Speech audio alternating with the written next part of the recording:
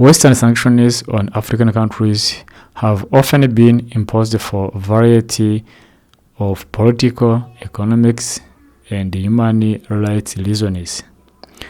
The impact of these sanctions can be significant, and many African nationals suffer as a result.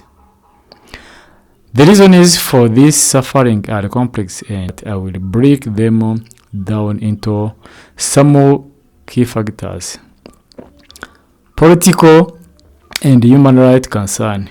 Many African countries have faced sanctions due to concern about poor governance, corruption, human rights violations, or undemocratic practice. For example, Sudan has been under this form of sanction due to issues related to internal conflict, human rights violations such as in Darfur, and alleged support for terrorism.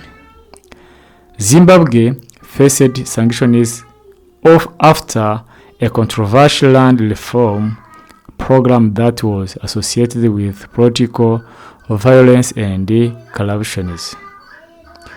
Sanctions are often used by Western powers to pressure governments into changing their policies, promoting democratic reforms, or improving human rights. However, this approach can sometimes have unintended consequences, particularly for ordinary citizens. 2. Economic impact and isolation. Sanctions often target key sectors of a country's economy, such as trade, investment, and access to international finance system. For African countries, this can have several repercussions. Trade restrictions can reduce access to important export markets, affecting key industries like oil, minerals, and agricultural products. Foreign investment can dry up, leading to reduced economic growth and increased unemployment. Financial sanctions such as blocking access to international banking or credit system can make it harder for countries to participate in global trade and finance. African economies are often more vulnerable to such sanctions due to their reliance on export and aid. In some cases, sanctions can deepen existing economic problems like poverty and underdevelopment. 3. Impact on development aid and humanitarian assistance. Many African countries depend on international aid for critical infrastructure projects, healthcare, education, and poverty alleviation. Sanctions can disrupt or delay this support, especially if they affect organizations or entities involved in humanitarian work. For instance, UN or EU sanctions may block assistance, making it harder to reach vulnerable populations in countries like Somalia, Central African Republic, or Eritrea, where a conflict and instability already complicated aid distribution. While sanctions are intended to target government, the general population often bears the brunt of the consequences, exacerbating poverty and social inequalities. 4. Impact on regional stability. Sanctions against one African country can also have ripple effects on neighboring countries. For example, sanctions on Sudan affected neighboring nations like South Sudan, as it is disrupted trade routes, refugee flows, and regional security dynamics. Additionally, the isolation of sanctioned countries may push them into closer relationship with other powers that are outside the Western sphere of influence, such as China, Russia, or Iran. This can shift economic and political alliance in ways that may not align with Western interests. 5. The effectiveness of sanction.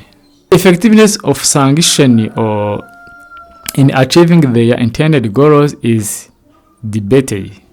In many cases, sanction may not lead to the desired political change. Instead, governments may become more entrenched or find a way to bypass sanctions, such as through illicit trade or increased cooperation with non-Western countries. Countries with authoritarian regime sanction may strengthen regime's control over the population, leading to increased repression rather than reforms. For example, in Northern Korea, which has faced long-standing international sanctions, the government has managed to survive despite the economy isolation.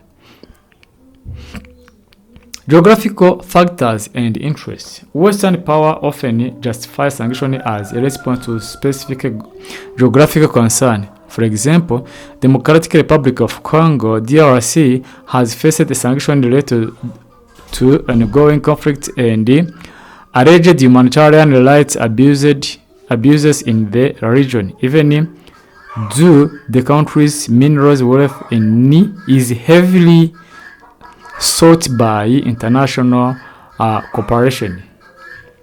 Nigeria, as a major oil producer, has faced a sanction related to corruption, government issues, and environmental degradation, despite its strategic importance to Western economies. Cases, sanctions are more about protecting Western economy and political interests rather than promoting genuine change or development in African countries. Conclusion. While sanctions are often portrayed as a way to pressure government to improve their policies, they can have several consequences for the general population, especially in Africa, where many countries already face significant development challenges. The economic hardship, disruption of aid, and the regional instability caused by sanctions often lead to greater suffering among the most vulnerable. In some cases, they may not achieve their intended political goals, and their negative impact on the general population can raise questions about their fairness and effectiveness.